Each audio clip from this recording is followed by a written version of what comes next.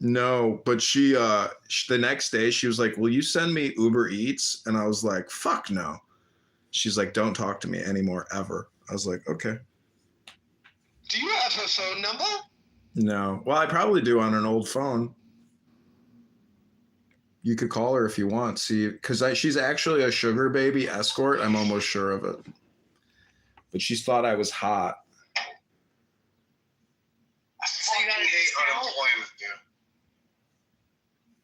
You're on unemployment right now? You're getting unemployment compensation?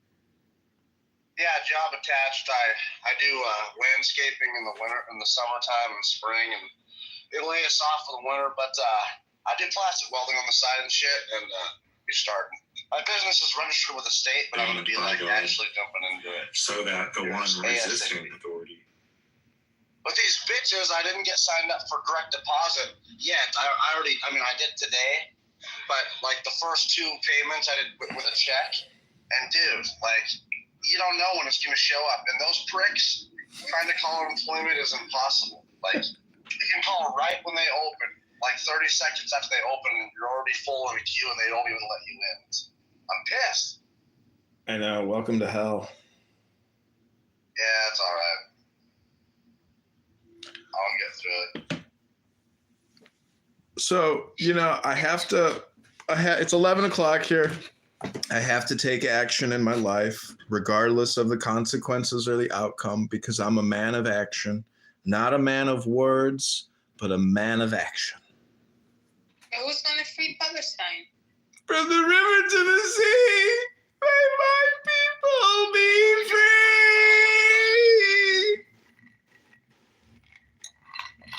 Luckily, they're friendly people. They'll be all right. Lech lecha! I'll just let them free. Lech lecha!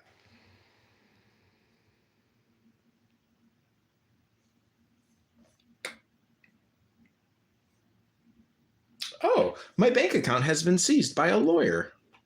Oh, I can still log in, but my account has been frozen. Yeah. Wow, why? Because they got a judgment against me from a foreclosure, a house that I bought in 2008 that I put my life savings into that they took from me, and now they claim I still owe money on it. So, yeah, I mean, I don't know what I'm going to do. Yeah. It's fucking bullshit, dude. I think I'm just going to go to Israel and say, you know what? Americans, you can fucking keep it. I'm becoming 100% Zionist. I'm going to hopefully go to Gaza and claim my stake and take some Palestinian woman's house and be like, sorry, things didn't work out well for me in America. A bunch of lawyers sued me into bankruptcy and took everything I had. So, I thought it'd be best if I just become a Zionist and come here and take everything from you. Sounds to me like it's a good idea. Rabbi Raphael is here. Maybe he can give us a rabbinic reading and a rabbinic ruling. Rabbi, he's the greatest rabbi of Cleveland, Ohio, and probably beyond that. But I mean, he clearly has the market share on Cleveland. He's the man. Everybody knows Rabbi Raph. But who's the Rebbe in Cincinnati, Raphael? Who's the big macher in Cincinnati? Who's holding it down for Chabad in Cincy?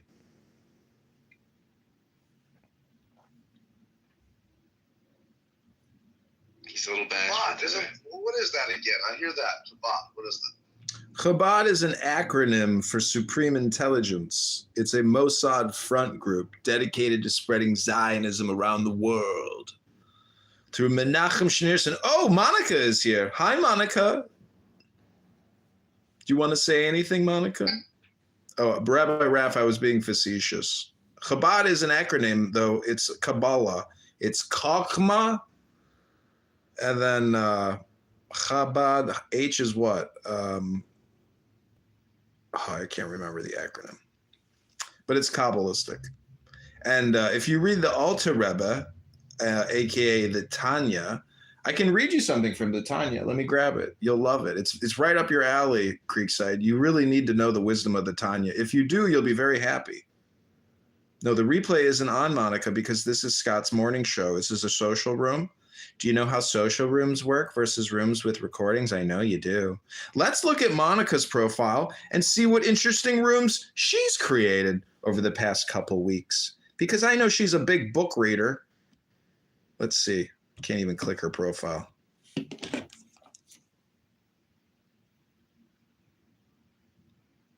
Monica shit on me a few times, so I'm gonna I do. love Monica, but she bums me out. I'm gonna do Monica a bigger favor. Instead of centering herself in the chat, she can just go to another room real quick, center herself there. I'd like to make a request. But how did she remove all these things? She left me. I'd like to make a request. No, she You don't give her a doesn't. hard time. You're on a nice roll, Adrian. I think you should go positive, Tanya, and all that. I am. Listen, I'm having financial difficulties in my life, but I'm still very positive because, honest to God, the Tanya. That's how it should be. Life is more important than money. Listen, I believe in That's easy to meditation. say when you're fucking A struggling. smile is more important than money. No, that's bullshit. Smile ain't gonna get you off the streets. Listen, the Tanya, in my opinion, when I read Tanya, I was like so happy. I was like, finally, it's not a mystery anymore. It's a very psychological book. It's about self-actualization and self-realization, but it's very positive neurolinguistic programming, and this is why the Jews, in many ways, are so happy because of this book, in my opinion. And I'm not, a big Talmud Chacham. But I will read to you about the 5 kinds of humans. Our sages taught, before you were born, you were taught, and before you were born, you promised, be righteous and not wicked. And even if this entire world calls you righteous, consider yourself wicked. This teaching seems to contradict an older one. Do not regard yourself as wicked. The Gemara resolves this contradiction, teaching us that humans can be divided into 5 categories. The righteous who succeed in erasing all selfishness, the righteous who fail to erase all selfishness, the wicked who succeed in holding on to some inkling of selflessness, the wicked who fail to consider anything or anyone but themselves, and the in-betweener. The righteous who... Give us the Jewish word for all this, like the Russia and the Tzaddik and all that. I think it's nice. Adrian, I'm curious where... I'm fascinated by this translation. Yeah, who's the author of the translation? I'll put it in the chat. It's Rabbi Rami Shapiro, forward by Rabbi Zalman M. Schechter Shalomi. It's called Tanya, the Masterpiece of Hasidic Wisdom, Selections Annotated and Explained, one of the most powerful, potentially transformative books of Jewish wisdom with facing page commentary that brings the text to life to you. You want me to read the dust jacket? No, I guess I was just interested because I'm familiar with this passage you're reading, and I'm just interested in the very figurative way he's translating the Hebrew terms into English, which I'm not saying he's wrong. I'm saying I've never heard it quite translated like that. Yeah, this is why, to me, as just a native English speaker, it's so powerful because I have other books on Tanya, but this is like a very direct, succinct, simple, but also the commentary itself is very unique. So I'll finish the passage and then I'll read you the commentary. The righteous who succeed are those who are motivated solely by their inclination towards selflessness. The righteous who fail are those who wrestle with yet control their inclination towards selfishness. This is the subnote, or this is the last part. The wicked who succeed are those who wrestle with but fail to control their inclination towards selfishness. The wicked who fail are those who are motivated solely by their inclination towards selfishness. The in-betweener is motivated by both inclinations and must continually struggle to bind the selfish to the selfless. This is the subnote. The Benoni, literally the in-betweener, is someone with the capacity for both good and evil who continually struggles to turn from evil and do good. Psalm 34. Turning from evil means expanding your consciousness from neshama, the egoic intelligence that sees the Berea world of independent and competing selves, to chaya, the soul intelligence that sees reality as absolute, a world of interdependent and cooperating selves. Doing good is acting for the welfare of both self and other, rooted in the understanding of the unity of self and other. Neshama and chaya are two of the five intelligences to which you have access. Each intelligence sees reality in its own way. In addition to neshama and chaya, there are nefesh, the intelligence of the world of asiya, pre-conscious matter, ruach, the intelligence of the world of yetzira, instinctual drives and feelings, and yechida, the intelligence of the world of Adam Kadmon, where all things are seen as the one thing, God. All five intelligences are operating all the time. The world you perceive depends on the intelligence you use to see it. Where the righteous strive to escape the lower worlds of Asiya, Yetzira, and Bariah for the higher worlds of Atzilut and Adam Kadmon, and the wicked deny there are any higher worlds at all. The Benoni seeks to understand the system as a whole and hollow all worlds through acts of love. I'm in love. This is the other subnote. I Penamayu. think the goal is for us to be Benoni. Yeah. Yep. Adrian, let me just ask you, because I think you follow me on Instagram. Are you, like, you're the same voice, you're the guy who does that Rebono Shalom Yeah. thing? That's you. That's him. But he's in calm mode right now.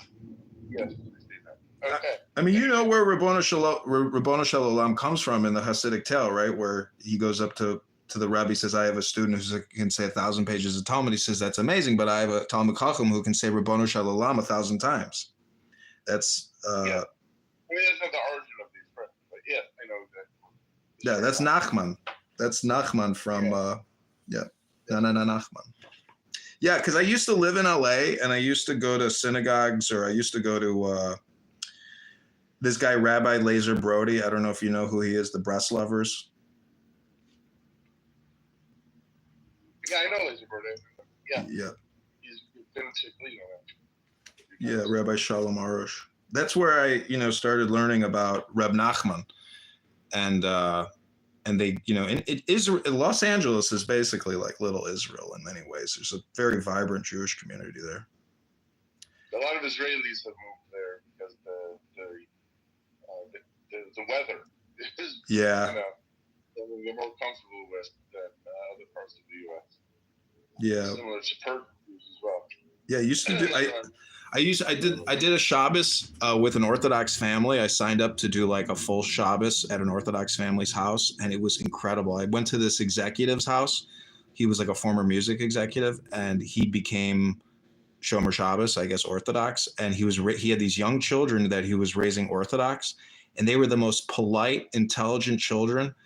So there's such a loving family, and they had like their little security bubble, and everything was going so well for them. And they were all studying Torah and living a very Orthodox lifestyle on Pico Robertson area. And then I went to Yitz Jacobs' house, this Rabbi Yitz Jacobs. I did Shabbos at his house, and I pulled my cell phone out to like take a picture, and he almost had a heart attack. I wasn't thinking. Okay, LA. I don't know you're Jacob, but the general familiar with what you're talking about. Yeah. All right. Nice to meet you for real. And Yeah. Every time I see you on the app, you're like faking it somehow. So like I've never really spoken with you because I thought, okay, you're doing this weird parody shit, and I didn't know how to. Well, my father's side is Jewish. They're from Ukraine. My mother is Goyjish. She's a German and she's English. But who knows? I mean, I don't know. Their names are the name is Farley. They're from somewhere in England. My mom's side. But my dad, he divorced. He got divorced, and then he remarried a Jewish woman named Patty Kaplan. And I was like, I told him one day, I was like, it was your destiny to marry a Jewish woman, and he doesn't like that, but it was. You have quite the familiarity for someone who wasn't raised Jewish. Like, your pronunciation's off, like you wouldn't be able to fool me, but you have far more familiarity than most people who were. He's interested. He's motivated. He's a seeker. Oh, yeah. Yeah, Hasidism is the way to go. Once you read Tanya, you'll realize that it's a full 360-degree psychological masterpiece, because it's basically Carl Jung, Sigmund Freud. And what I'm saying is Judaism already figured out all of the psychological traps and tricks about ego, about ego death. I mean, it's all right here in Tanya. And this is why a rabbi can provide counseling to troubled youths and understand the problem between good and evil in the consciousness, in conscience, you know, in your psychology, in your psyche. So if you know Tanya, you know therapy, you know counseling.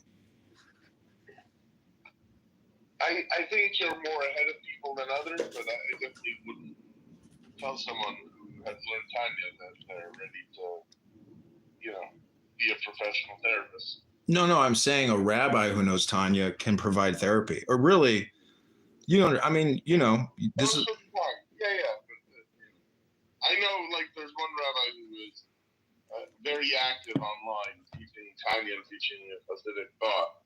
And he is always saying, and I actually give him kudos for it, he says, I am not a therapist. I am not a licensed mental health professional. And he's right, but he does give a lot of good advice anyway. But he's very careful. He's very aware of the differences. Like, just being an expert in Hasidic teachings does not give one the capacity to diagnose or treat, you know, real mental health issues.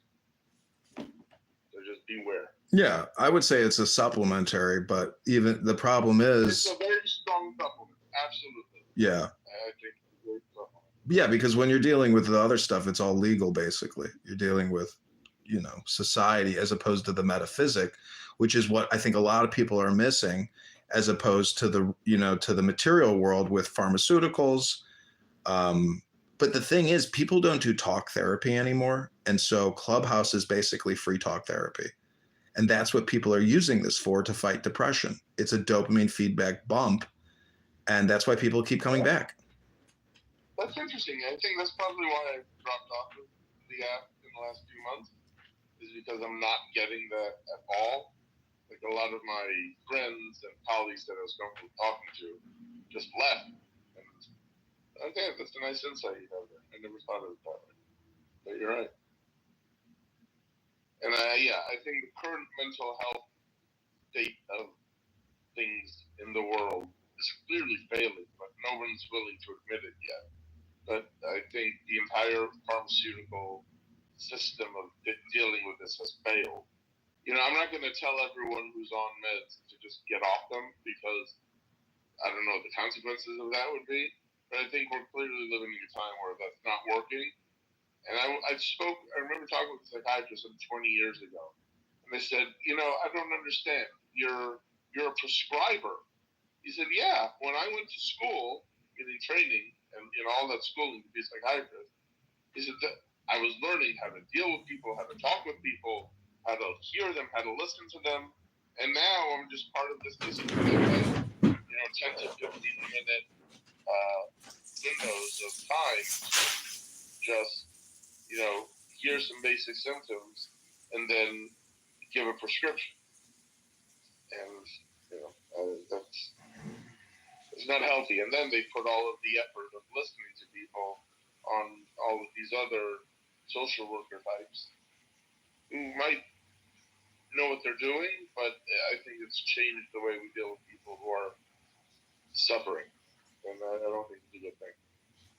So I only got a hold of that unemployment benefit. What's that? Nothing.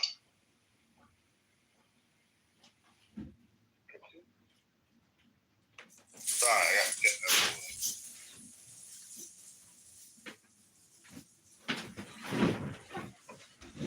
that. So I'll read another chapter of Tanya if you want to hear it, or if you want to chat, we can chat. But not really. If you can do whatever you want.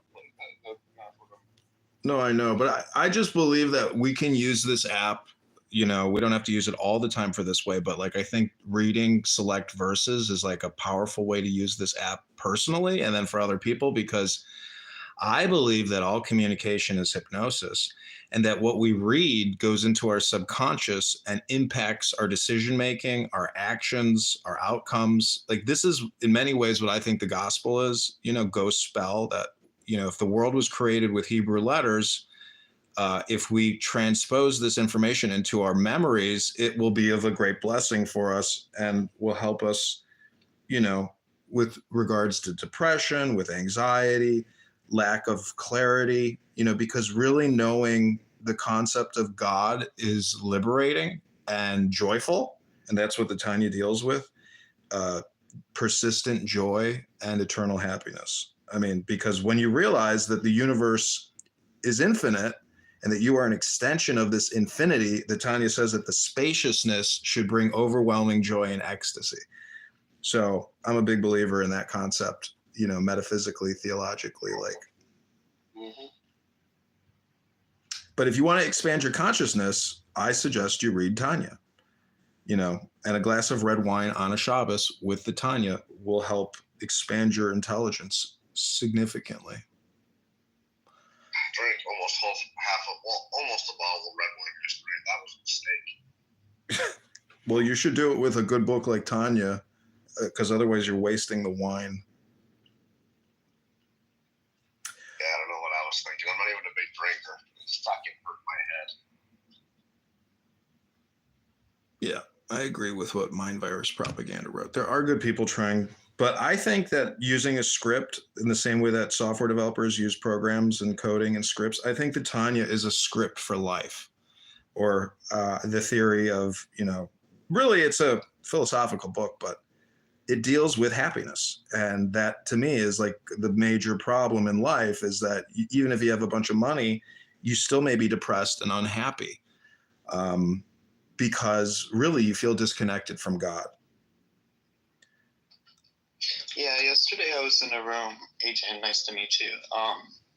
Not with Jews, but with a Korean guy, friend of mine on this app. And he's a real proponent of conservative values. And we were we were rapping back and forth. And one of the biggest problems, I think, in society today is just how crappy media is. I realize that people want to consume crap media just the same. People want to eat sugary cereals. But I had lived in Japan for a decade. Okay, Adrian, catch this. The little kids from around 3 years old, 4 years old, inside of their classrooms, inside the school, it's the little kids that wash the toilets in Japan. They wash the walls, they wash the floors, they take out the garbage, there's a great documentary. You could just search Japanese kids cleaning the classroom. The point of the exercise is, of course, cleanliness and respect and ownership for your public sphere. So the entire idea of the public sphere in Japan and the public sphere here in North America is very, very different. The public sphere in North America is I'm going to do what I want to do. And it's this, we lack a feeling of interdependence. And I think this is a major problem. And you're speaking specifically to the Jewish perspective, but I think these good public manners, whether you call it good conservative old-fashioned Jewish values or Christian values, or good old-fashioned Asian values, whatever you want, I think they're all very important to promote.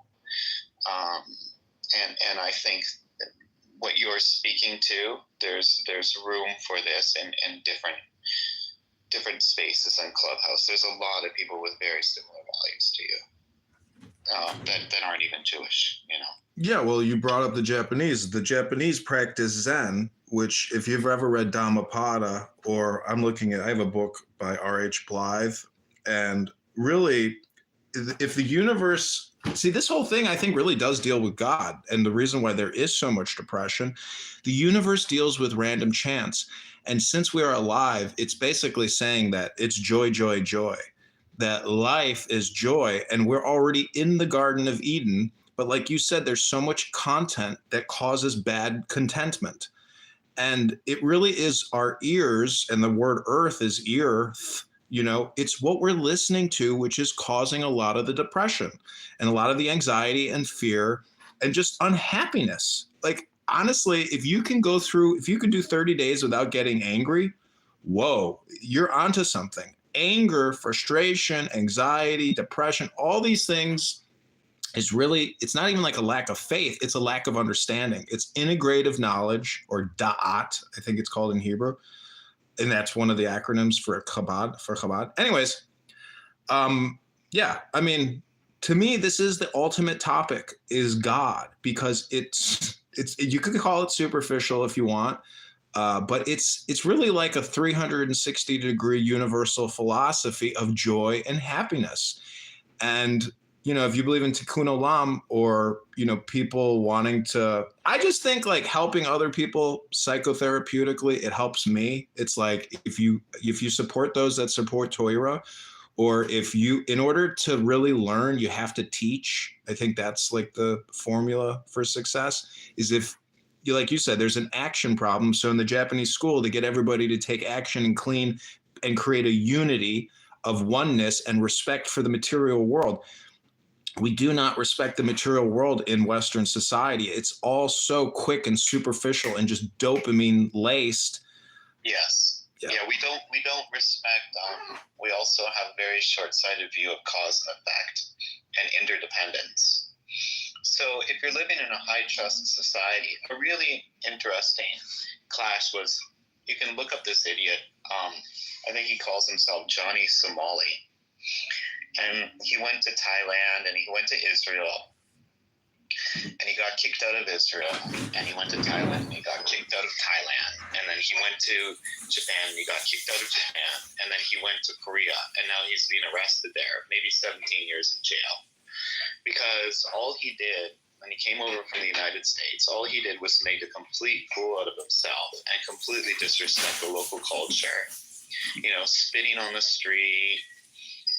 What he did in Korea is the Koreans have a statue, and it's a statue for the rape victims of when the Japanese ruled over Japan. And this dumb American kid rubbed himself down in body oil, and then he rubbed the statue down in body oil, and he.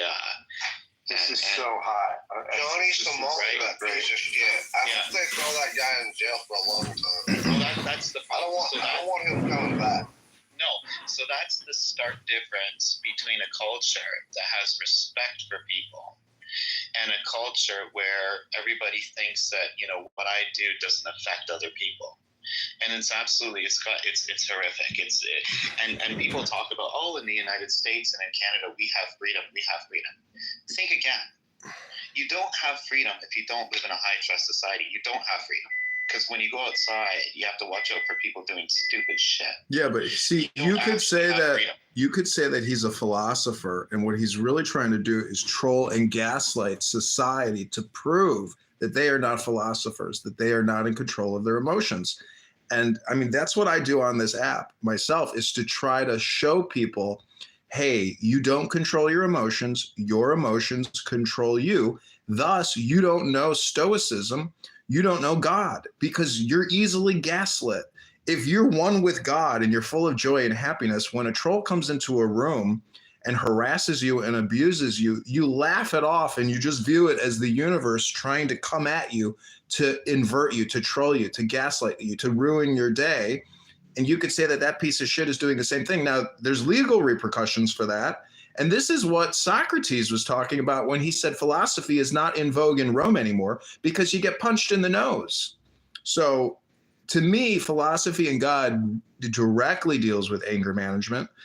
And that's why God is a useful tool. It's because it deals with your emotions and your anger response automatic system. Yeah, but God, don't forget, the Abrahamic religions were used primarily as a tool to get everybody on the same page so that society functions well. We're lacking that. And you can be as patient as you want, but I don't know, man. I think societal reform is called for. That's just my opinion. But I'll shut up now. I'm hogging the stage. Raphael left, and Yeah, but other people left. in philosophy, societal reform is always now. Salvation is only now. There is no free beer tomorrow. So if you work on society now, you can change it tomorrow, but tomorrow is still just an abstract concept. It doesn't exist. You can't touch tomorrow. You can't touch yesterday. You can't smell it. You can't feel it. It's just a concept now in our abstract mind. So, But Adrian, I bet my bottom dollar that tomorrow there'll be sun. it's a I know there will be sun, but it's a concept. Tomorrow is now. It's always this is Groundhog Day, and unfortunately Groundhog Day has been consumed with a bunch of liberal social parasite communists that are incompetent, angry, and they want to cut your son's penis off and declare that you're gay. I'm being facetious, but not really. Like, we're dealing with a lot of really parasites, because Chicago is like a perfect example of the parasite bubble. We have a parasite mayor who comes from a parasite organization known as the Chicago Teachers Union, which is a bunch of red-wearing communists who believe in wealth redistribution by taking your property taxes and giving it to them through their salaries, their facilities, etc. And it's a totally unsustainable proposition because there's no return on the investment. So when MindVirus says we need societal reformulations and changes, it really needs to change at the liberal progressive level to bring us back into common fiscal financial common sense. The pensions are underfunded and there are hundreds of billions of dollars in liabilities. That means that if you actually did an analysis of how much revenue is anticipated versus how much revenue is going to pay out, you'll realize that the system is not in equilibrium. The books are not balanced, and they're not balanced because of a cultural unbalanced. They're psychologically unbalanced. They're intellectually unbalanced. They're mathematically unbalanced. Their accounting is unbalanced. To culture. Culture is at the heart of everything now. What people assume to be normal, and new kinds of normal, that's the heart of the issue. If you want long-term cultural success, that's where you have to point yourself at. Yeah. Which is conservatism, because when you're conservative, you don't go out and have $120 steak dinner every night. You might just have a ham sandwich with a small can of soup, which costs $4.95, you know? And so what I'm saying is they're spending money aggressively, progressively, but no real return on investment. If they don't embrace STEM and philosophy, I think the big thing really is philosophy, is that I've read enough books to know that the culture today is completely unaware of the ancient philosophers and what they're talking about. If you read Marcus Aurelius or Epictetus, Aristotle, Socrates, you will see just how warped we are, that the culture isn't interested in God. The culture is interested in what Kim Kardashian's ass looks like. You know, it's so fucked up. The content is the problem. It's unmitigated, unrestrained, constant flow of content and sex and vulgarity and dopamine. Clubhouse is a microcosm of the public. And like what George Carlin said, the public sucks. Why do you think we keep getting these shitty liar politicians who are frauds? Because the public sucks. So here's the question. Oh, sorry, go ahead. No, that was my rant. No, somebody else wanted to say something, I think. Okay, so people will say, in the name of freedom, give the public what they want, but the public wants sugar cereal. Should the government come in, and I think they should personally, and say, no more sugar cereal for you. There's enough crap on the media. Let's show more wholesome stuff. What do you say about that? Please don't scroll. I'm just trying to become a big content. I'm okay with that. No, I heard this argument on this app the other day. Gay Hampton Spears is like, the government needs to stop with these ingredients and intervene and prevent these ingredients from being used. So the problem is government. That's the problem, because the marketplace should work it out based off of pragmatism and intelligence, because people are consuming the mal ingredients and all the high fructose corn syrup and all the other chemicals because of depression and short-term dopamine feedback loop. Our society is essentially bankrupt, completely and utterly bankrupt. And that's why we have poor decision-making, because the fiscal irresponsibility of plunging us into slavery, which is $40 trillion. I myself have had a judgment for $300,000, but that's nothing.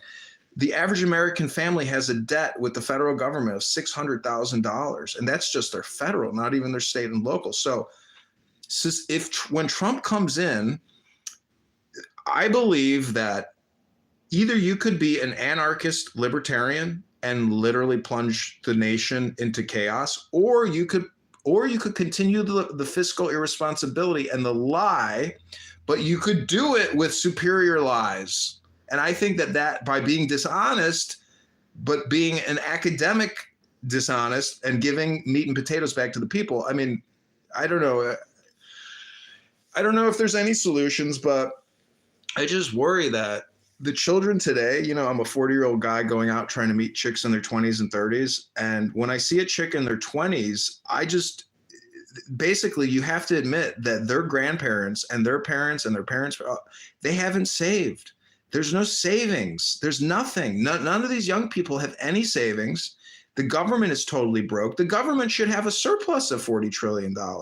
Everyone should be born with a golden check worth $500,000 to pay for a house, to pay for a college. Like, that's what a real society does. A cohesive society saves and prepares for the long-term, the long-run haul.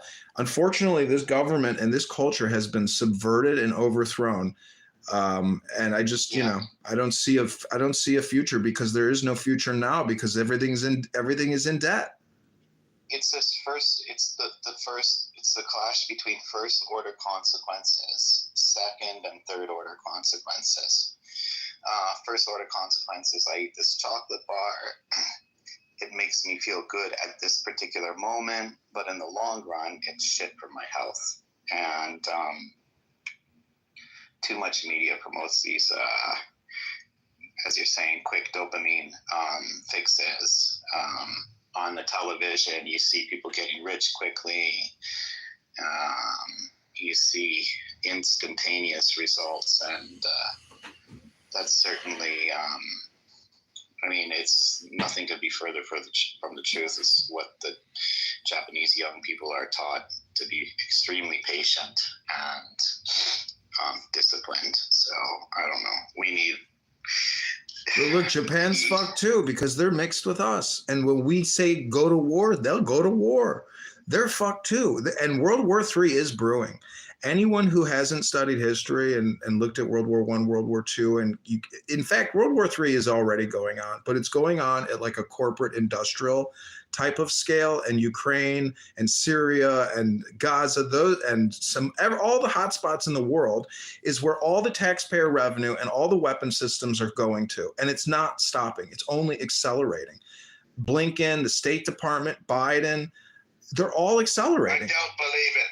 They're pushing. We're doing fine in this world. No, I'm kidding. No, you're right, man. I don't know, but we got some time, Bob, since Trump won. I will say that. I believe that. You know, I really do. If we had Kamala, Liz Cheney was going to be that bitch's defense secretary, and things were going to get really bad and fast. But I don't know. It might have already, like you said, Biden approving these long-range attackers and shit and mines. It might have already gotten to that. But see, that is the mirror image of what's happening here in America. The society here is dying. The society here is sick. And that's exactly what's being mirrored overseas. I mean, what, 500,000 people have died in Ukraine? Young people for no fucking reason. This is 2024. This type of shit was supposed to be prevented.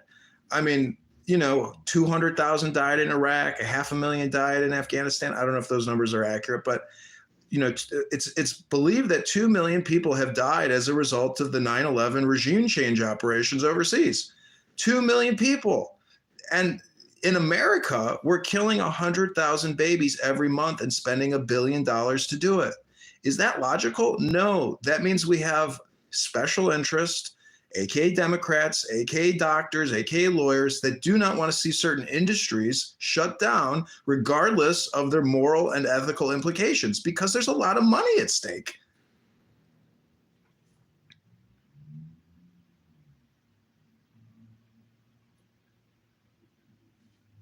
No, there's definitely a lot of money at stake, man.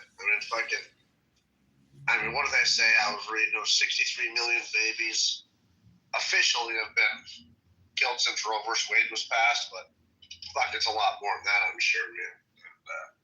There's got to be some sort of financial incentive to this. I mean, I just whenever I hear a Free Poly say they're killing babies, Israel kills babies, I'm like, Israel kills babies. I'm like, I got a Planned Parenthood across the street from my house that kills a couple hundred kids every year. Like, where do we differentiate between medical malpractice, genocide, regime change? Like, to me, it's all in the same boat of vulgarity and stupidity. So I don't know. I mean, anyways. I just want to say, Adrian, that the Mike Moon is in the audience. Who the Mike Moon rule is named for in Steve Appel's room. So I know. I love Mike. I'm a huge Mike Moon fan. Huge Mike Moon fan. I'm a big fan of Mike Moon. Yeah, I know. I mean, but he's a broken record. I'm a broken record. You're a broken record. How do we? Mike Moon, the man, the myth, the legend. This is shocking me. There's somebody that actually liked me on this app. That is. I'm Mike Moon. I'm a huge fan of you, buddy. Huge fan of you. Good. Well, me and Mike had a big fight yesterday. I'll talk to Scott. Yeah, we did, John, didn't we? We did. What's up, Mike? Not much. And I felt bad though. So we're good though. Yeah, I'm good. I'm like a golden retriever, man. I get over shit real fast. I'm good. Me too. That's why we love you. I don't. I like to hold grudges. I listen to the wisdom of Adrian here. I enjoy it when John is when he's serious. When you actually speak honestly, and I like listening to you, man. Yeah, me too, dog. I like it when you're not going manic too. You're talking about Adrian? Yeah, Adrian. Yeah, I wasn't sure what was going on with him for like the last, couple months and stuff. He told me he was a troll. He's either doing performance art or being himself, but he's smart. He's hypnotizing. One of them is old, you know? He's hypnotizing. Yeah, but how can you tell that this isn't performative art that I'm doing right now? Oh, it's all because you're speaking authentically. You're being authentic, man. I know, but when I come on here to troll, it's usually just because people are wasting their time, and when they start wasting my time, I just want to play music and interrupt their rooms and point out, hey, you guys are really wasting my time and your time. Yeah, I mean, your trolling has a deliberate message behind. It's just sometimes really deep behind it, depending on the day. His trolling scares me. Yeah, women say that a lot. You scare me. There's I don't know, man. There's no point in trolling. It's kind of a waste of everybody's time, unless you can be so good at trolling where people are like, wait a second, yeah, I guess what I just said was I was being a fucking idiot. Yeah, but just by recording people and putting them on Instagram, and then when they listen back to their playback, why do they hate me? Why don't they ever just say, you know what? My take is actually really wrong and stupid. And I am a liberal progressive, and I do have mental health problems. I am depressed, and I am a psychopath. Yeah, no, it just creeps me out when you join rooms that I'm in and you start playing frequencies and NLP stuff. That's like, I believe in hypnosis for therapeutic purposes. I do too. That's why it creeps me out, dude. I was talking to a cigarette smoker. We were having a smoke and drinking a beer. And I said, hypnosis for cigarette smokers works. And he says, it won't work on me. I was like, well, if you listen to a CD for 60 seconds about hypnosis cessation, smoking cessation through hypnosis, you know what you're not doing for 60 minutes? He's like, what? I'm like, having a cigarette. He's like, yeah, that's true. I guess it works for 60 minutes if you listen to a 60-minute CD. Well, I mean, studies show that hypnosis has a 75 to 80% efficacy, so. So I went up on stage one time for a hypnotist, and I always wanted to see if it was real or whatever and be on the receiving end of it. And strangely, I did have an interesting experience. I never was hypnotized. He finally just let me go, like, leave the stage and go back down again. But I was at the point where I couldn't open my eyes anymore. He got me to keep my eyes closed, and I couldn't open them no matter how hard I tried until he told me I could. And so I was sitting there aware of everything while he's going deeper and having people do other shit. And I'm like very aware that I'm still wide awake, but I can't open my eyes. And it was really weird. And so I kind of held my hand up, and he came over to me, and I said, "I'm not hypnotized, but I can't open my eyes." And he said, "Oh, go ahead and open your eyes." And I opened my eyes, and they opened. And then he said, "Oh, you can go back down, or get off stage, whatever." And he like escorted me off. And then he kept fucking with the other people. So I mean, I don't know what that was, but it was true. Mike, I can't open my eyes. Mike, quick, tell me I can open my eyes. There was a hypnotist who got in trouble because some of his he was hypnotizing women and sexually abused, like touching them and shit like that. And like a couple of women remembered it happened. Like, look this shit up. Like, this just happened. This guy's on video doing a couple things where it was like, I don't know. It's just weird. Like, he was literally doing this so he could sexually like molest these women apparently, and it worked. That's crazy. Yeah. Isn't it kind of sad? Like, I mean, if you come on Clubhouse, right, and let's say you're being sarcastic or trolling people, or feeding out some whatever narrative hypnotism, and people don't know if you're sincere or not. It's a bit sad, isn't it? Because it means that you've actually kind of lost faith in humanity. Like, I genuinely, when I talk about these things, like, culture can be changed. I think the major problem is media.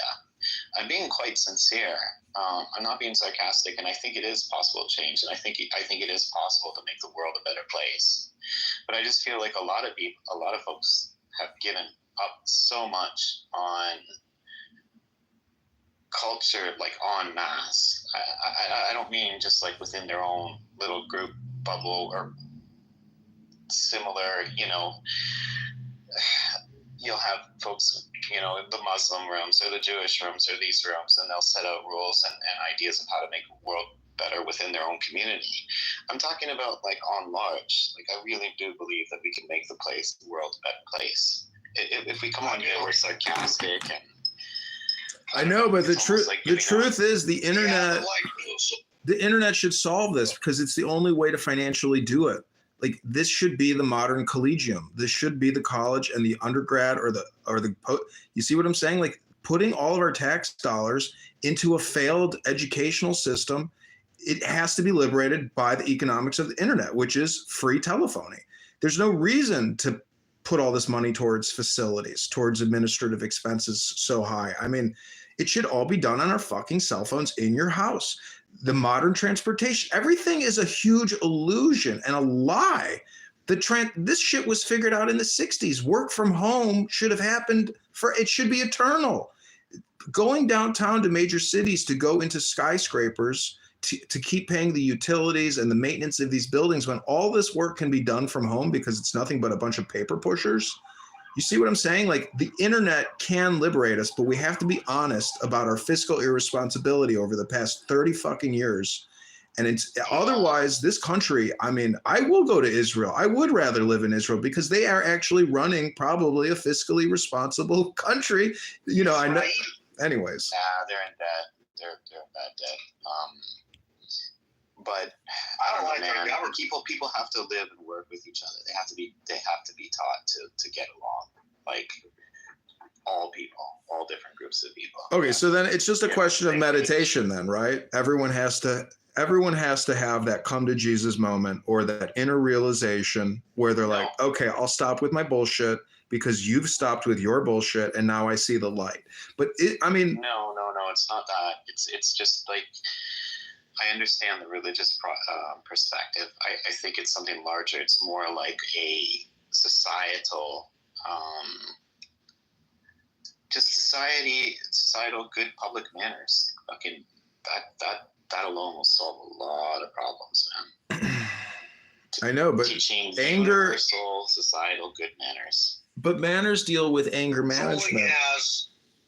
Trolling has real function on this app, dude. Like, listen, trolling you could do it on stereo. It was even easier because they had messages, and you could only use like avatars, so it was a lot easier. You know, you change your fucking voice a little bit, use the language, and have a different avatar, and you could really trick people. But on this app, you have to be a little bit. Yeah, but listen, the whole point of trolling is to just basically show people how fucked up they are. If you go to Blue Sky, yeah, exactly. That's what I did. That's what I'm saying. So, you know, like Amir, he kicked me out of his room. Amir, that pro-Palestinian room. They're always talking about killing Jews and killing people and stuff, but they're always talking about how everything has been infiltrated by the Zionists. So I went in there with a different voice because they were talking about the IRGC and stuff, you know, of Iran. And I was telling them too, like, yeah, that's been infiltrated by the Zionists. Everything's been infiltrated by the Zionists. You know what I mean? Like, and after a while, they fucking realized that it was me and kicked me out. That's funny. That's funny.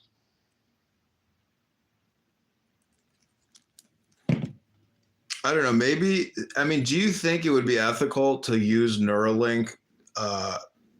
Because if you didn't have to issue a minimum basic income to prevent revolution, do you think you could actually MK Ultra people ethically? I mean, did you ever see the movie Gattaca, where it's like willpower versus genetics, and in the end, willpower beats genetics?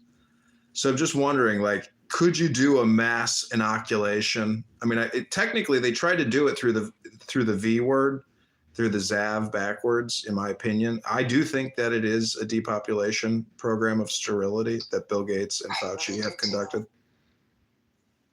What movie did you say that was?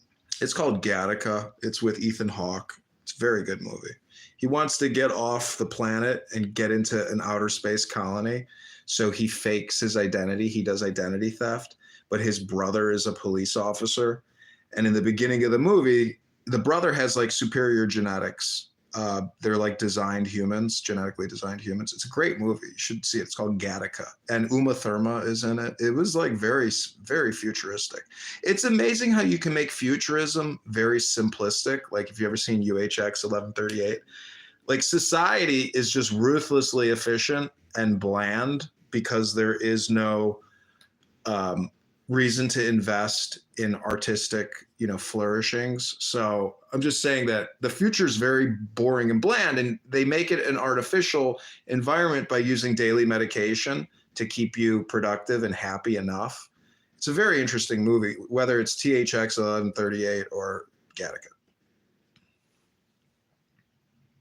Well, the truth is that we're already under hypnosis.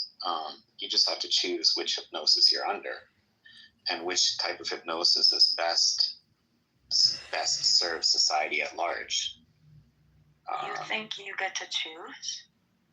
No, I'm not saying I get to choose. I'm saying if a society were intelligent, if it were thinking long term, if it were trying to harmonize its citizens, if a society were trying to maintain stability and if the goal of the government was to build a high trust society, then that government and the media folks should have the long-term thinking, rather than feeding people sugary cereals. They should have the long-term.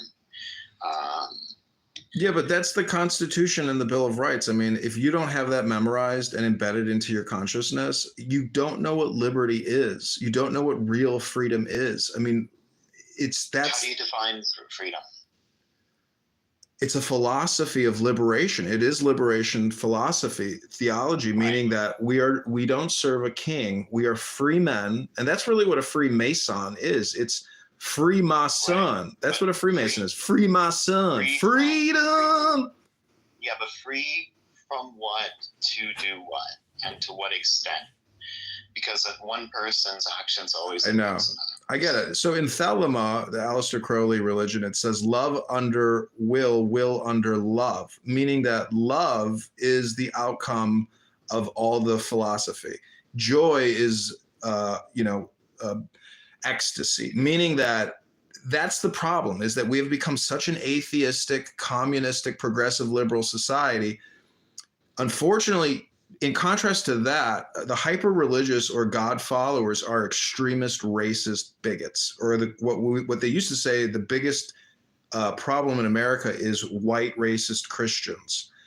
Now, what I'm just trying to contrast that with the cultural Marxism that we have today. Anyways, the point is, to me, Tanya is a perfect book for self-rectification, because I don't believe the government, like you wanted Mind Virus, you want the government to intervene, to fix the problems. My point is, yeah, and the media. Sticking on that property. But Yeah. my point is, truly, the only way to do it authentically is if people reach into their chest and pull their heart out, their true self, meaning that only through self enlightenment and liberation can the actual culture really change. Because if the government pushes down an inauthentic, fake enlightenment, it will be rejected by the system, because the concept is that there's not a speck of dust out of place in the whole universe. Despite all of my complaints, we have to admit that there still is a functionable society happening. So the point is, like, in a dysfunctional family or in a dysfunctional society, there's still some functionality.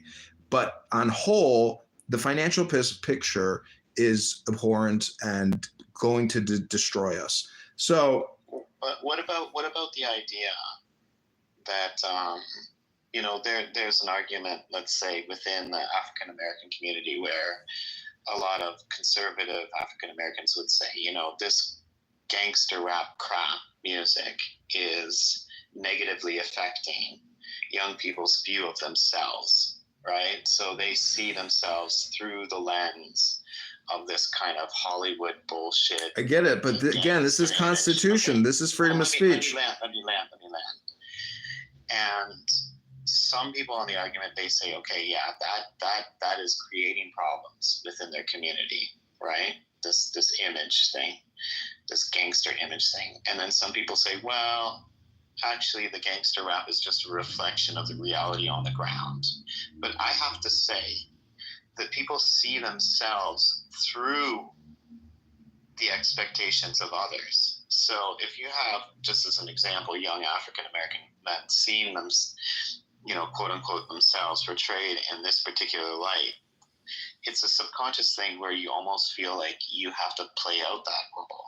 I'm making the suggestion that if you change that visual narrative, people begin to see themselves in a different light, and all of culture can be changed. So if we take the news and we put a lot of positive things on the news, if we show people of different races and different races and religions getting along, I'm saying that in effect will actually change the culture.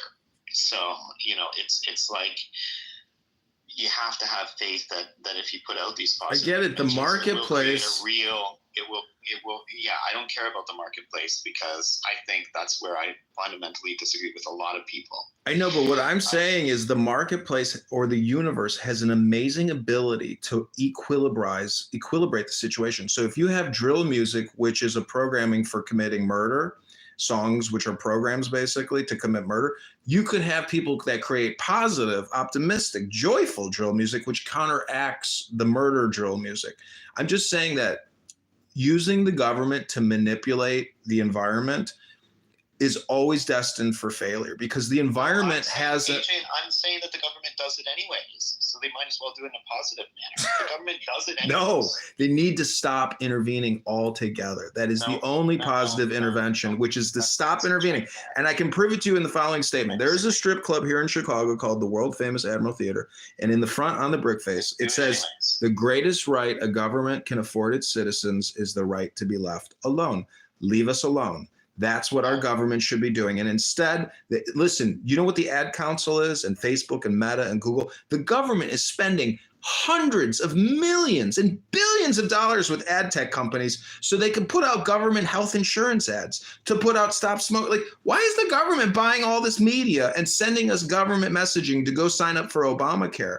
The government needs to be deconstructed, shut the fuck down. There needs to be a massive unemployment problem in this country because the government's out of business. That's my opinion. And then we'll start from there and we'll build our way back up. But just like going through the military and going through boot camp, this government needs to be shut down, put through a boot camp, and be rebuilt because it is completely inefficient. It is fraudulent. It is criminal. It is terroristic. That's my opinion. See, I completely disagree with you. I think the government's always going to be in cahoots with large media companies, with news agencies, with special interest groups. And these guys are putting out really crap news messaging, okay? And since they're going to be fucking with people's heads anyways, they might as well do it in a positive way. I just don't see any way to. But you do realize when you say positive, that means they're going to put out trans advertising and LGBTQ equal rights ads. That's not an effective usage of our dollars.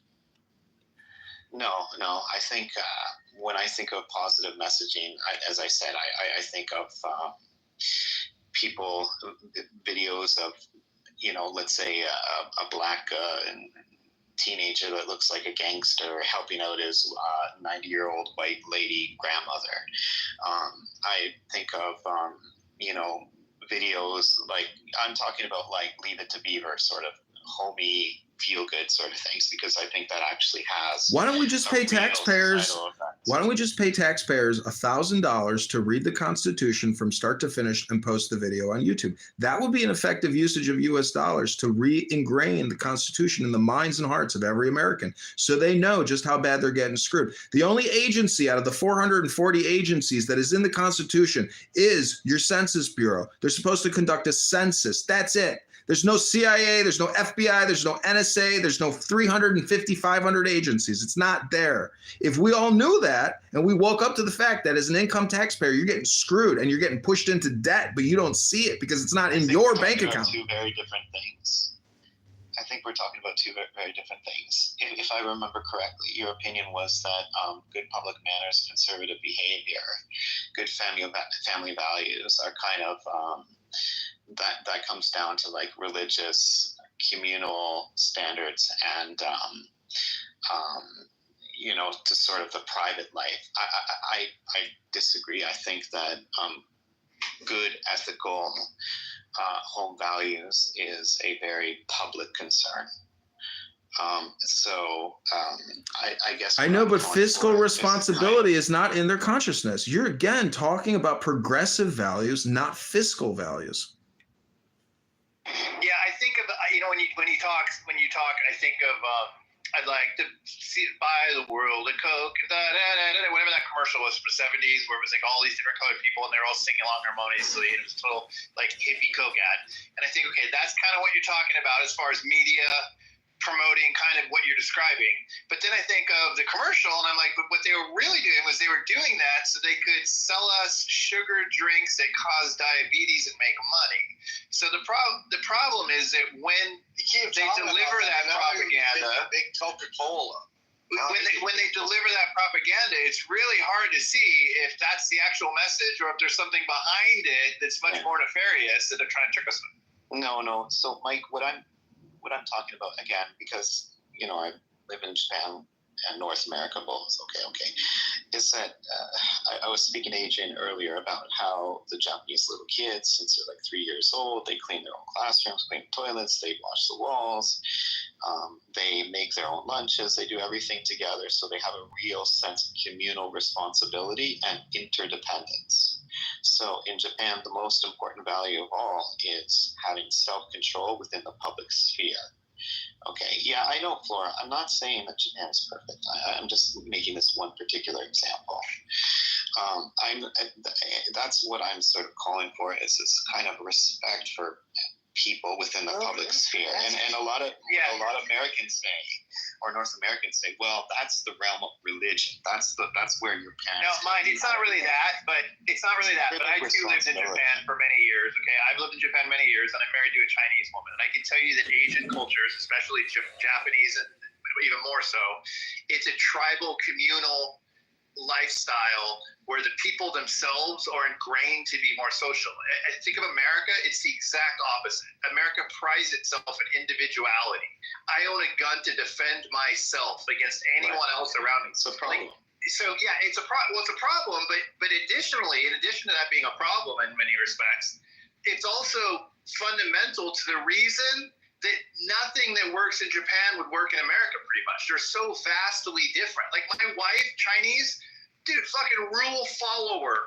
Like stand in line and wait your turn. She's bothered when I'm like pushing along with everybody else, and it's like I get it, but like Americans aren't rule followers, and so what you're describing has to be done in the context that what's in it for me, because if you expect Americans to give a fuck about their fellow American, those times are gone, dude. No, and that's the biggest problem in North America. That is the single largest problem. Right. Now, at the same time, Americans. I think I can. If you have the ability to contrast the countries, you'll see clearly that is the fundamentally largest problem. Exactly, but now let's talk about Japan very briefly and look at the homogeny of the society. It allows for massive prejudice that we would never have in America. Like I, as an American, couldn't go into certain places. They just had a sign that said no guy jeans, no American jeans, more specifically. With no Americans allowed. You'll fucking kick your ass out.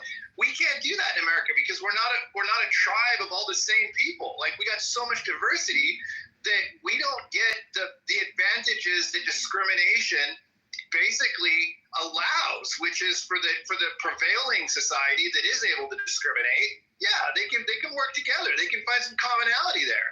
But America, again, we can't do that. So, it's not like the experience in Japan is always better. I mean, they have miserable working environments where they work their asses off. And like I said, they can be prejudiced openly in public and against foreigners. And I look at all those things and I say, like, okay, I'm not saying I wouldn't rather be in Japan. If I was Japanese, I would. But living in America, as American in Japan, I don't think that it's necessarily better than living as America. It's so vastly different that I really have a hard time comparing the two. You know what I mean? Yeah, I do know what you mean. I don't think it's a matter of diversity or diversity. I just think that they have a very strong civic responsibility. I mean, if you have 1,000 different, let's say you go to a basketball game, right? And you got black people, white people, Mexicans, Asians, everybody's at this basketball game. If everybody's like cool and they pick up all their shit when they leave the stadium, they make sure that their area is very clean and they wipe the seats and they slowly walk out in order and they don't push each other and battle to get in the front and they don't spit on the ground. That's got nothing to do with race. Wait, Mind Virus, let me interrupt and just interject. I saw a video of a Tokyo Japanese police commissioner go to a man's house who was falsely imprisoned for 20 or 30 years, and he bowed. But he didn't just bow. He stayed bowed for probably, 5 minutes to show true remorse that as the leader of that organization, this man was falsely imprisoned and criminally, prosecuted with lies. And, he showed the respect, and the family was like, there's nothing you can do that will bring back that time to our family that, was taken by our city. But at least he really showed true humility.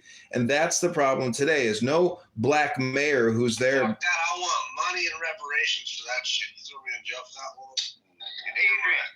Adrian, I can tell you a quick story about that, actually. When I was in Japan, my car was vandalized by a drunk Japanese man that walked down this line of cars, and he jumped on the hoods and the tops, and he kicked our mirrors off and this and that. Well, they caught the guy. And I was a Marine stationed in Iwakuni, which is south of Hiroshima. And in order to deal with the consequences of it, the police called the Marine and told the Marine base and told them to have me meet this guy, scheduled a meeting. And I went in there and I'm in my camis. I'm 6'3", and this dude was scared as fuck, this old man. He was probably 60 years old. And he came in with 2 Japanese cops, and he was forced to apologize to me in person. And then he had to pay me for the cost of my car repair. And they made me count the money in front of him. And he just sat there bowed the whole time. He was terrified to be in there. And then how did he do it? and then they said, Gomen money. They said, now he's got to give you some Gomen money. I'm like, what the heck? He said more. So I counted that, and the Gomen money was twice as much as the other money. So the dude paid me. I think it was probably back then like $1,300 worth of repairs or something. I got almost $4,000 from him. And the police made him give it to me all in person, right in my face. It was like an eye opener that they hold them deeply responsible for acting out. Yeah, What's everybody. his reason for doing that? He was just drunk and stupid. Probably. Oh, he was drunk. I missed that part. Yeah, just being stupid. But that's the thing. Like in some societies, like Mike, in Asia, people understand interdependence. Like if I do something negative, it affects another person, and it weighs highly on their conscience. Our largest problem in North America is that everybody thinks that whatever I do has no effect on another person. And it's a very, it's horrific. And I think, Adrian, basically my whole riff this whole time was like, let's change the fucking media. The media keeps, as I said, like, I had this argument with Uncle Steve, and he's like, well, that's what people want. People want crap on the media. And I'm like, but dude, man, the long-term effects of this are so horrific. All this crap on the media, we have to show Leave It to Beaver stuff. We have to teach kids to get along. We have to, give real apologies. Japan's not perfect in any manner whatsoever. But I think too many Canadians and Americans, I'm not sure about Americans, but Canadians, they think that this kind of civic responsibility, it can only be taught to people at home. I don't think so. I think it's a public sphere sort of thing. And what's more public in the public sphere than social media, than the television, than the news? Nothing. If we just had a radical change in the content of the news, in the style of its delivery, if we have this positivity, it's absolutely changes the culture. That's what they did in China. They shut down all the crap, the crappy like people doing stupid shit on social media, and now all they do is promote like girls playing with kittens or young men helping people walk across the road, and it does have real positive effects on the culture. We need that old timey announcer voice. Look at even Netflix, right? Walter Cronkite? Streaming, any kind of streaming. No. Any kind of streaming, for a company organization, right? Have you ever noticed it's filled with horror and gore and violence and even true crime. People are obsessed with that kind of stuff. And psychologists actually say that if you're an individual who likes to watch those kinds of things or even really enjoys true crime, that you should reflect and ask yourself, why does chaos make me feel comfortable? We are just a negative feedback loop. I'm desensitized as fuck. Yeah, I think that what we need to do is we need to go back to that old timey announcer voice that everybody talk like this. Every time he said something. 10 easy steps to stop. I don't know. I just get the feeling it already is a gated community, and it's going to continue to become a gated community, like that movie Escape from New York, where Manhattan becomes the world's largest open air prison. Whatever Trump is going to do, if he restricts licenses or he mandates things through FTC, I mean, Trump is the cultural generator now of the soul of America. And that's why he's target number one. And if he survives, he can restore Americanism to the Americans. And that's my opinion why he got voted in.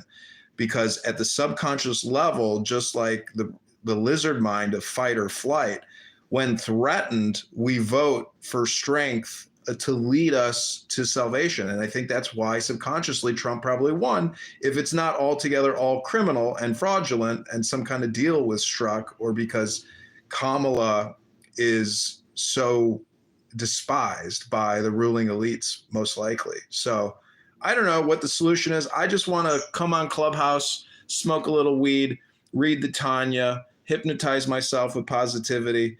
hopefully hypnotize other people with positivity and go from there. That's right. I like a little cannabis with my coffee in the morning. Don't hate me.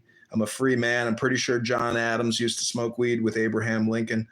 Pretty sure. Pretty sure. Weed every day, bro.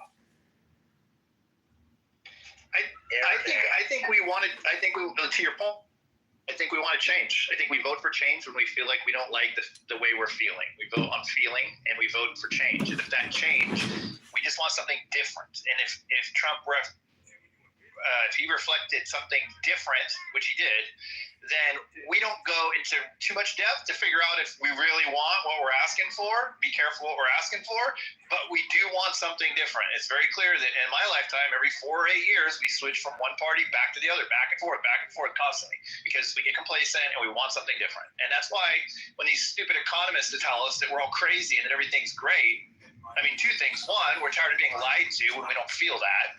Even if it is true, we don't feel it. And number two, when things are great for economists, I'm starting to realize that doesn't mean they're great for an average American. I don't think those are the same thing anymore. Yeah, those economists, because they got a lot more money. Yeah, and it used to be like we thought, oh, they're doing well, it'll trickle down through the stock market and affect my 401k. Well, that's fine, except bosses. Yeah, Dickhead fucking, listen, my dickhead bosses, bro, because one of them makes $42 an hour. The other one makes $36 an hour. They were telling me that things weren't that bad, that I just had to save more, that I had to get a second job. See, like, I make only $21 an hour. They make, because they're making a little bit more of me, man, they're trying to tell me, because they're not struggling, even though they're not far from struggling, but they're not struggling. They thought everything was good in the hood, everything was fine. In fact, they told me Trump wasn't going to win and shit, and that everything was good, nobody fucking liked him. Well, now, fucking, he won the popular vote. And people voted for him mainly because of the fucking economy. So, fuck those assholes, man. He won because we think the economy sucks right now. It's just like James Carville always says, it's the economy, stupid. It is. It's always the fucking economy. It is. It's true. It's true. But also, you know, Biden's acting like an asshole. oh, fuck, dude, that guy.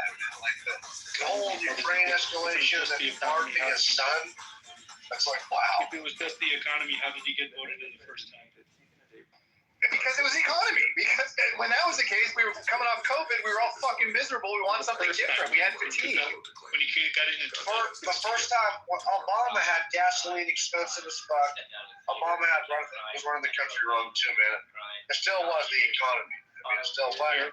Also, it's it doesn't even have actual relevance to the facts either, because I'm not convinced the economy is doing bad every time we feel like it's bad. But the reason Trump lost the second time was because of how we felt at that moment. It's really easy in retrospect to go, think this was Brandon Trump. They really weren't. At the end of it, we weren't feeling good at all. That's why we wanted to give we had fatigue. We had fatigue of his bombasticness. We had fatigue of all of the hatred in the media toward him and all the focus on him. We were just burned out. We were just tired. We wanted quiet for a while. It was deeply quiet after Biden took over for that first year.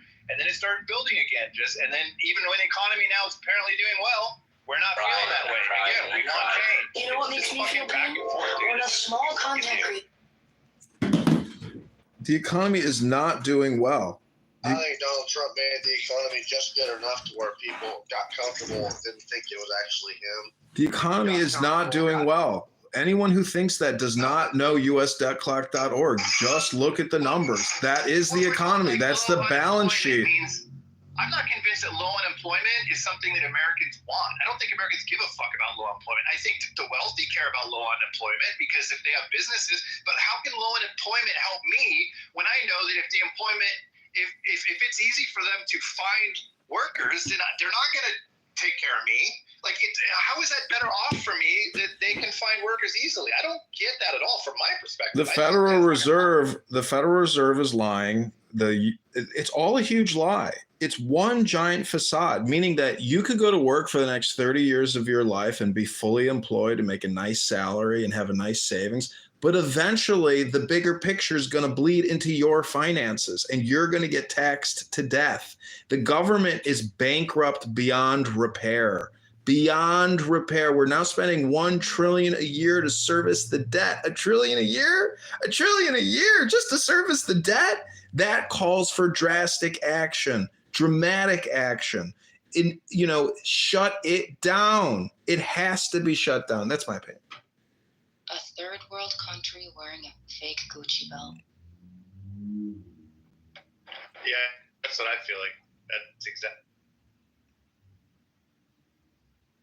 Anyways, I don't think we have to despair because in many ways we can continue to cheat. And really, this is the problem, is that most people are just trying to grab as many resources as they can before there's a massive implosion or really before World War III breaks out. Because if you live in a gated community and you're fully armed and you've got a lot of money, you're secure for the most part, but you'll have to defend your territory. I mean, if there is a massive social upheaval and uprising because so many people are out of work and in the streets and the lawyers and the bankers have taken the whole system over, I mean, that's what they're worried about. And that's why they want an unemployment rate at 5%. And they have the levers and the mechanisms at the Federal Reserve. But it's all fugazi, because when you go to usdebtclock.org and you look at the real financial balance sheet of the government, you're like, well, how is there not an uprising right now? It's because your Apple iPhone doesn't explode. It's the facts. I mean, we're in every country around the world still. We're spending so much money. Recall the ambassadors. Recall the State Department. Bring it all back and shut it down. It's all fucking lies. How can we keep spending money we don't have? And it's not going to stop. And Trump isn't even going to stop it, probably. He probably won't. He'll probably spend like a drunken pirate too. But Kamala would have spent like a drunken whore pirate. I'm hoping that what Trump does, whatever he does, dude, I'm behind it. I just do something different. I don't give a fuck. Shut down the FBI, shut down the CIA, do whatever the fuck he thinks is a smart thing to do. At this point, it's a gamble. Go for it. Let's see something different. Kamala would have been more of the fucking same. Let's see something different. He also doesn't want to focus on Iran and where the fuck else? Iran and Ukraine. Ukraine, yeah, and some of those other countries right now. It wants to put all the focus on China, which, in my opinion, I mean, I'm not a big Trump person, but I haven't been too upset with some of the decisions he's been making, and I think that it's a good idea to focus on. But when people say, I don't like Trump, and they preface what they're saying with the fact that I was never a Trumper, I'm not a Trumper, Roger Mayhem, all these other people who say, and then Jay Breska, I voted for Kamala to protect my granddaughters, but thank God Trump won, so now I'm with Trump. Okay, great. So get with Trump, get with America. That's the point. Trump is America. I agree with that. I'm pleasantly surprised. And yes, I'm actively working on brainwashing myself to be a Trump supporter. But listen, you don't have to. You do have to be a supporter at this point, because honestly, not supporting him or not wishing for him to succeed in whatever he's trying to pull off, whether or not you like what he's doing, is voting against us at this point. I'm not one of those people. No, I'm not one of those people. That's not it at all. But I am pleasantly surprised. I like some of the choices he's been making, and very, very disappointed in what Biden is choosing to do during his last few months. Oh my God, bro, it's so crazy. I'm still just shocked by people who fucking voted for Kamala and Biden and shit. Now they're like, oh, dude, Trump is doing some good shit, It's like crazy. I don't think you have to be shocked by people that voted for her. I think that you should just be dismayed by people. I get that. That's what I'm saying. You should look at the people now, okay? Because not everybody is set in their fucking ways like you are, dude. Like right now, I'm supportive of Donald Trump. Right now, I'm supportive of change in Donald Trump, and I'm completely aware that he's there. So there's no reason to be like dogging me for voting on Kamala. I have a right to vote for whoever the fuck I want. I'm not dogging you. I'm just like, I'm still. But you shouldn't be surprised. You shouldn't be surprised. You should be surprised. The Capitol, Mike. They want to charge the Capitol. Yeah, I mean, you should be. You shouldn't be surprised. You should just expect everybody to fall in line now for the benefit of the man. I want to hear. Dude. This is the perfect time. This is why I joined Kamala Harris rooms, because I want to know what makes these people fucking tick. And I love to hear when they do it, like, well, there's multiple things, dude. Trump was doing good now. There's multiple things that make the people tick. There's multiple things that make the people tick. Some of the people I'm trying to figure that out. Some of the people that voted for her are people that didn't appreciate Trump's takeover of the Republican Party and restructuring of it to set a completely new motives and agenda for the party. There's old Republicans that are called rhinos that are people. It's awesome. Listen. I'm not commenting on whether or not it's right or wrong. You asked who voted for Kamala. There's two people. There's Republican. Can't take it anymore. Moving on to greener pastures.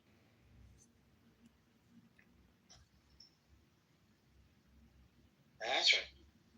Dude, in the last week, the sheer amount of emails I've gotten is insane. I love how you have selective hearing, Diego. The audience, is that you? Because if it is, I don't mind. But there's a lot going on in the audience there. No, that's not me. Right, it's Sarah. It's Muhammad. I fucking told you. Oh my God, is this Sarah Fox? Not Sarah Fox. It's Sarah Shut Fox. the fuck up, you fucking bitches. Ooh, you're so scary. Shut the fuck up. Oh, not bad Oh my words. God, you're Jeez. online. I'm scared. No bad words, please. No, you're an online bully. Stephen Bobadilla II. Wallah, Moro, I will put Tio behind you. So I'm waiting. So when's Iran going to hit back to Israel? Did they forget that they were going to do that, or they changed their mind? What's going on there? 2 weeks, I hear. After we took out all your air defense. Pick it up, boy. Pick it up, boy. Pick it up. Any day now, right? Any day now. Right after the 12th Mahdi comes, right? Right after the 12th Imam reveals himself, right? Any minute. When's your temple being built? We were confused. You want pennies? Where are we prophecy Do you accept pennies in Loma? It's like the only army in the world that wears diapers. Oh, No, we were confused. Absorb it. The only army in the world that wears diapers. You're not even in your right. We were Dude, go on mute. confused. You're not in the right weight Only class. army in the world. You're not good at this. You're not in the right weight class, sir. Go on mute No, and learn. you're right, Ann. Can you You're right. believe that? Learn. Go on mute and learn. Look at this. You guys wear fucking You're a diapers. faggot. You shit yourselves. You're not even your God. You guys shit yourselves. Shots fired. You're still I don't know. sucking Your on your material mom's is not breath. going over very well. I don't know, man. You guys shit yourself. Get off of your mom's nipple. I love how you're refuting it, though. You're just crying. Stop wearing He's diapers. trying. He's putting in his effort. Like, and this is what he's. Free Palestine, though. Cool. Awesome. What else you Free got? Palestine. Free parking in Palestine. We never Fuck Palestine and fuck Israel. Freaking bad. Fuck Fuck Israel. Fuck. Faggot. I can't. Free parking in Palestine. It's lame. There is no And Palestine. then apparently this is why the Jews, don't understand that it's their behavior. No, I know Nora, but you're like clever. I It's sit on like Israel lame. every day. What's that, Ann? Who's about to get arrested? Nora's like clever at least. 124. Like these people I don't don't think know so. what to do. No. El Norma. She's better It's a than bullshit. Pick it up. Your bitch, Netanyahu, Your material gets worse every day, Soren. Is it time for my Soren imitation, Soren? Soren, is it time for my Soren imitation? My name is Soren, and I hate the Jews. Zionist anti-Jew. They are apartheid, genocide, apartheid anti-Jew. I hate the Jews. Pick it up, El Normo. Pick it up.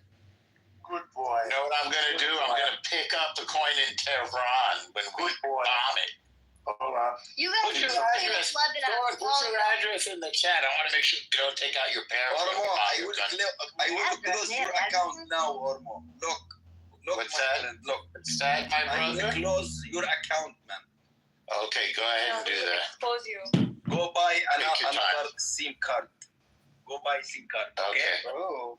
I don't even get this one. What is he No, trying to she say? said she was going to expose What you. language is this he's trying to speak? They said they were going to expose What's that? you. Norm. They said they were going to Okay, do expose that. you. Are you scared? Expose me. Yeah, I do that. Expose me. You're exposed. Yeah. You're the only one showing your You do face. that. They're not. Like topless or what?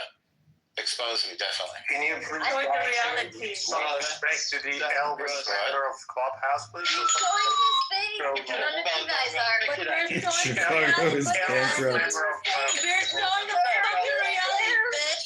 You're scared not showing your face. Pick it up, Alma.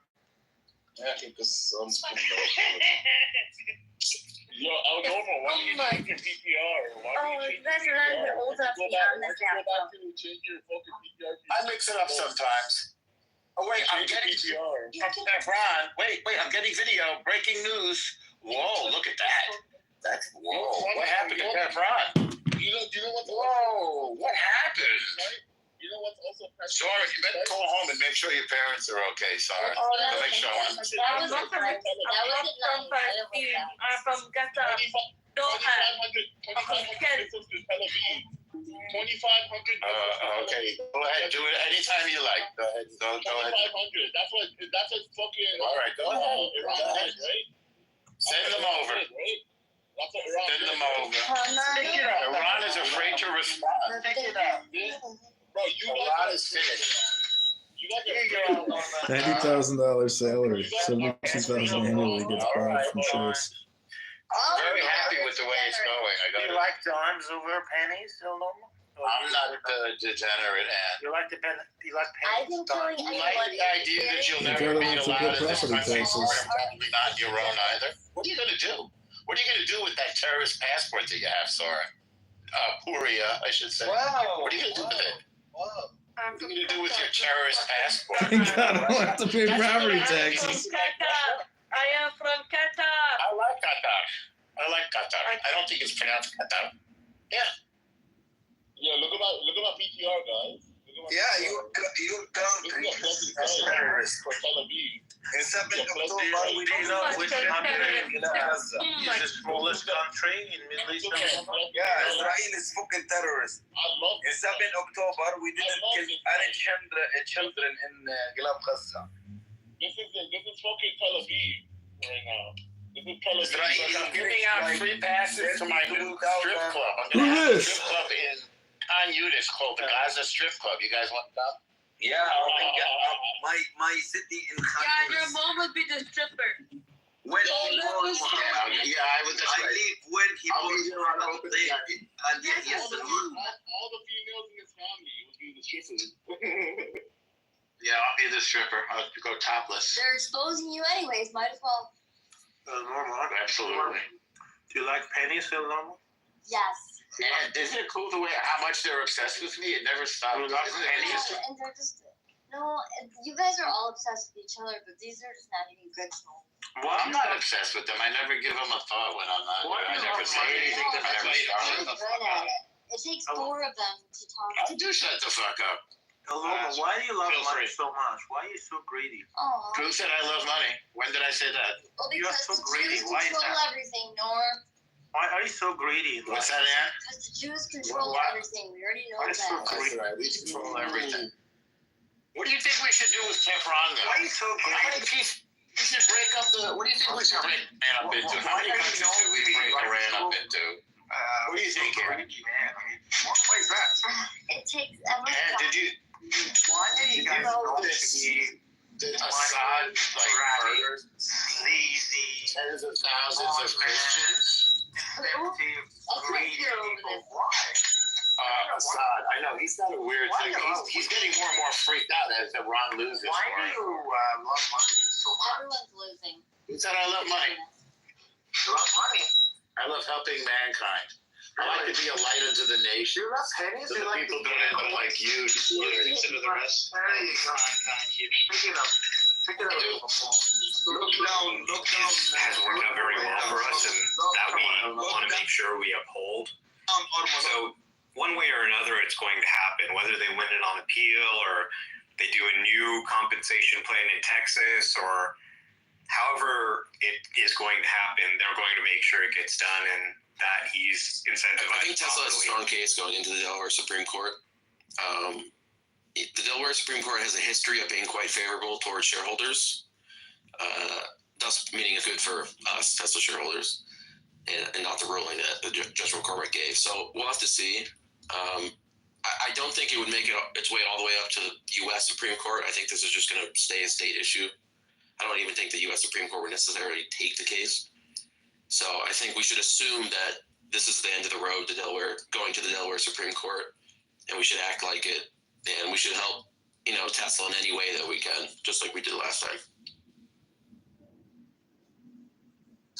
Yeah, I'll just give a brief comment on this. I mean, from the legal perspective, obviously, you should just talk to a lawyer, but from the moral perspective and from the principled perspective, I think the answer here is obvious, that this is a violation of shareholder rights and a violation of the principles that make this country and make the stock market great. We have a $60 trillion stock market for a reason. It's because people have faith in corporate governance and have faith in shareholder rights, which we take for granted as Americans, but are not taken for granted in most other places in the world. Fuck that. Yeah, I mean, the idea of really like executive compensation fairness, these laws are really about specific cases where, let's say, there's the CEO of a small business or something, and it's typical to pay these CEOs maybe $2 million a year, but instead the board is friends with him, they give him $10 million a year or something, right? And shareholders maybe, could have just paid him less and been fine. This is not really a situation like that. This incentive structure, it's easy to look at it now and say this is a monster pay package, but the base case outcome was that the company would fail and the package would be worth nothing, right? It was not a foregone conclusion that he would meet all the milestones. In fact, the media at the time said it was impossible to meet the milestones. Actually, Bill Gurley, it was with Brad Gerster on a podcast many months ago. He said he spoke to many CEOs in Fortune 500 companies, and they said that they likely would not have accepted the package as a CEO, many years ago, because it was completely incentive based. There was no base salary, nothing was guaranteed. So everything was performance based, depending on Elon doing his duty and his duty to shareholders. And he ultimately ended up succeeding and delivered for shareholders, and then he gets screwed over by this small shareholder and this predatory law firm using the shareholder to try to just get money. Exactly. That's really all it was. They don't care about anything. They wanted $300 million, and they got an enormous payout, way over the time they spent on this. And I think really, when you're talking about the issue of, fairness and fiduciary duty, it's really hard to make the case that the board went against